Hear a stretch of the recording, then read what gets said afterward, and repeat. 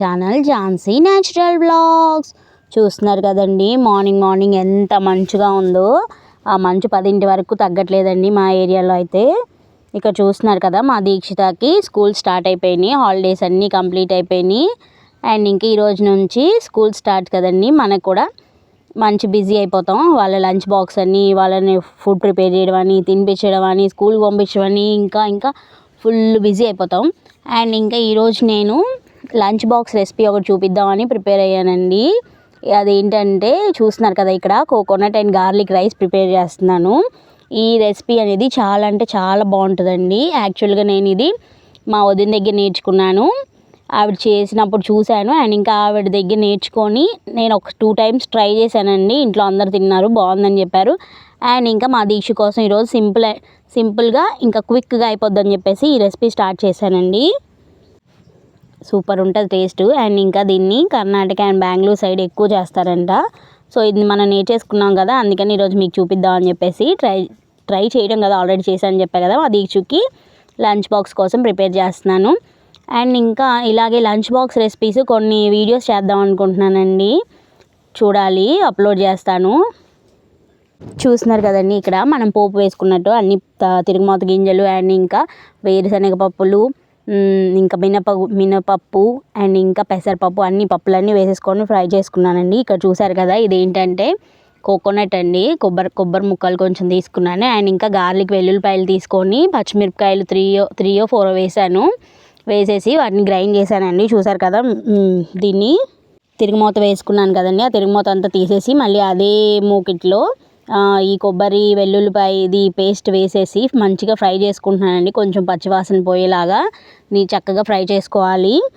Smell అది పచ్చివాసన లేకుండా కొంచెం లైట్ గోల్డెన్ కలర్లో వచ్చిన తర్వాత చూసుకొని చేసుకోవడమేనండి. సూపర్ ఉంటుంది టేస్ట్. అండ్ ఇంకా ఇక్కడ చూసారు కదా, నేను అప్పుడే కుక్ చేసి స్కూల్ లంచ్ బాక్స్ కాబట్టి అప్పుడే కుక్ చేసిన రైస్తో చేస్తున్నాను.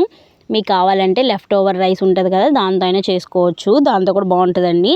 అప్పుడు మనం ఏం చేయాలంటే ఫస్ట్ లెఫ్ట్ ఓవర్ రైస్ అంటే దాన్ని ఫస్ట్ నీట్గా స్మాష్ చేసుకొని మెతుకులుగా ఉండేలాగా చూసుకోవాలండి, ముద్దలాగా లేకుండా. అండ్ ఇదైతే అప్పటికప్పుడు కుక్ చేశాను కాబట్టి ప్లేట్లో పెట్టేసి కొంతసేపు ఆరబెడితే బాగుంటుందని చెప్పేసి నేను ప్లేట్లో వేసి ఆరబెట్టానండి రైస్ని. అండ్ ఇంకా ఈ రైస్లో మనం ఆల్రెడీ ఫ్రై చేసుకున్నాం కదా, ఈ కోకోనట్ గార్లిక్ మిక్స్చర్ అనేది యాడ్ చేసుకున్నాను. అండ్ ఇంకా అంతకుముందు మనం పోపు వేసుకున్నాం కదా, ఆ పోపును కూడా యాడ్ చేసుకున్నానండి. ఇక్కడ నేను కొంచెం కరివేపాకు అండ్ కొత్తిమీర మిక్స్ చేశాను. ఎందుకంటే హడావిడిగా ఉంది. మా దీక్ష స్కూల్ టైం అయిపోయిందని చెప్పేసి ఫాస్ట్గా ఇది చేసామండి. సో అందువల్ల నేను ఆ 2 మిస్ అయిపోయింది. అండ్ ఇంకా సాల్ట్ వేసాను. ఇక్కడ చూడండి, ఫస్ట్ డే ఆఫ్ స్కూల్ కదండి, బాగా హడావిడి అయిపోయింది. సో గబగబా ఫాస్ట్గా చేసేసి తనకి లంచ్ బాక్స్ కట్టేశాను. తర్వాత నాకు గుర్తొచ్చింది, అరే మన లంచ్ బాక్స్ రెసిపీ అని చెప్పాం కదా, లంచ్ బాక్స్లో పెట్టి చూపిస్తే బాగుంటుందని చెప్పేసి అనిపించిందండి.